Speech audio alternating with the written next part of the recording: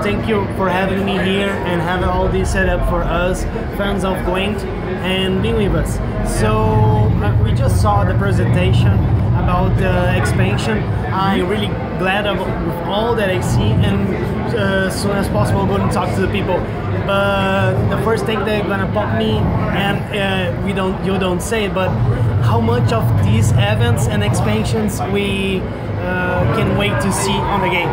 I mean, it depends. Like you recently saw that we had the Mahakam Ale Festival, so this is kind of a little bit shows you different gameplay elements that we can actually bring to the game. It shows you also different ways of actually playing the game. So you can expect two more holiday events this year. And of course, what we showed you this time is we showed you Thronebreaker. And Thronebreaker is a whole single player campaign that we have planned for Gwent coming in the future. That's nice, and you also tease us with the information that you're working on the new faction. Yes. And this bring up with one of my questions was how long you can push it up new cards, and that's something good because I have this fear about the lore, how much you can do it, and can you say something about it?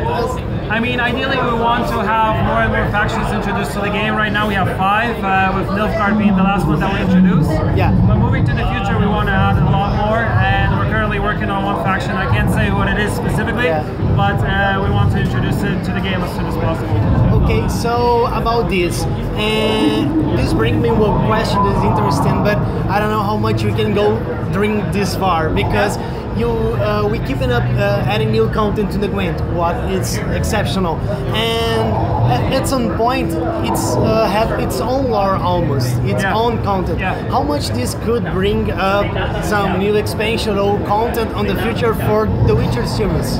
I mean, pretty much what Gwent lets us do and what Thronebreaker lets us do. So like our idea for single player is we can tell the stories that we couldn't within the Witcher games, so The Witcher 1, Witcher 2 and then Witcher 3. As you know, so now we can actually expand on that and do smaller stories. Like you saw, Thronebreaker is based on Queen Maeve, who's she rules the twin kingdoms of Lyria and Rivia, and you know, this is something totally new because she's only mentioned in the books and she's mentioned briefly there, while here we can give a more backstory, talk about what's going on. Thronebreaker is set during the second Nilfgaardian invasion, and this is something that's briefly also mentioned, but here we can expand more about it, how Nilfgaard is going and wants to expand, go up to the northern kingdoms and kind of overtake them. And yeah, so this is something that we couldn't do before and now we can do with Gwent. So everyone that is missing Witcher, they can come and experience on Gwent some new single player thing. Okay, this is great. Now let's talk about the multiplayer and the competitive. Yes, here my favorite part. Yeah. So I mostly expected. I'm almost in the same situation as you. I wish that I can go pro, but we work with it, so it is a problem. It's difficult. Yeah, but I saw you playing on the Gwent tournament. Yes. Yeah, this is good, and you face off some Brazilians. And it was unfortunately not playing here. So Gwent, we see that balance of we have for such time the first one on the Pro Ladder on the Xbox and PC was a Brazilian, and now he's not facing the others on the Gwent Pro Cup Open that we have here. So what can you say about the balance of the game and how he's growing the community and the new opportunities in pro players they are searching? Like pretty much for us the most important thing is since we're in beta phase we can really experiment with what we do in terms of balance. So we can, as you saw like recently we made a big change to weather, we did a big change to how gold cards interact, and we have more things planned. As you recently saw, we introduced more cards which are agile so they can be placed on any part of the board. And moving forward, we're working on a new tech which will let us utilize this agility of the cards, that's one thing. And the other thing is it will also let us work on the game, especially things like having the priorities flow a little bit better and triggers to be a little bit better. So we're kind of working on a lot of things behind the scenes. But for now, since we're in beta, we have the ability to kind of work with, you know, balancing and changing things like from big perspectives, let's say. No, that's great. And from from this Pro Cup that we're gonna see this weekend. We did some qualifiers, it was amazing. Have all the setup, and they are finishing it. But afterwards, you tease us with all the Challenger and Masters degree. How much can you expect to have more licensed championships like this one here in Brazil? I mean, ideally, if anyone wants to organize their own licensed event, they should reach out to us, because we can make that possible. What you can expect this year is you can expect another Gwent Open, and you can expect another Challenger.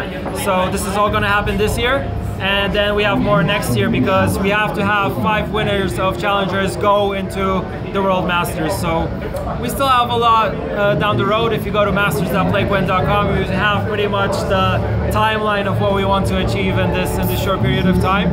I'm really looking forward to it, and what's really cool is that we have a global leaderboard in the game. So if you're from any country, if you're on the leaderboard, and if you're at the top, you get invited into one of our tournaments. So you pretty much get a ticket and accommodation, so we'll take you and fly you over to wherever the event is happening. And the idea for Challengers also is like to have them in different spots of the world, to give it a different feel and have it in different places and locations. This is pretty awesome, and we expect that some of our Brazilians are matched for the others. Yeah, you have really good players. Like I know Lampião, he's like super great, and yeah.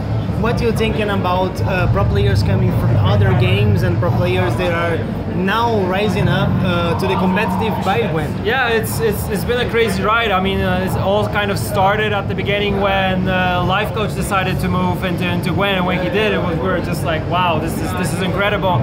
And he kind of saw like what our idea is behind the game, that we want a game that's based on skill pretty much and not luck. And that's what he told us, and from that point more and more players have been coming. But what they wanted is pretty much a roadmap of how we want to do esports, and from that point we're kind of developing further and further. And you talked to me about the luck and the balancing and going further. The only question about that I'm gonna have is about the coin toss. Yeah, the coin flip. Coin flip is the number one kind of topic, but it's something that we're looking into, and it's either like based on our statistic, it doesn't really influence the game that much. But of course, players and the tournaments that they did say that it has a big influence. So we're kind of trying to judge that, and if it's gonna be problematic, then we're gonna look into it. But for now, I mean, it might have the biggest importance might be for competitive play, but for like day-to-day play, it's the importance of it is not that big. But we'll see. We're always open to suggestions and to do changes. I hope you keep this conversation, keep in touch. Thank you for all. Thank you for coming, and see you the next time. Thank you for having me. See you guys.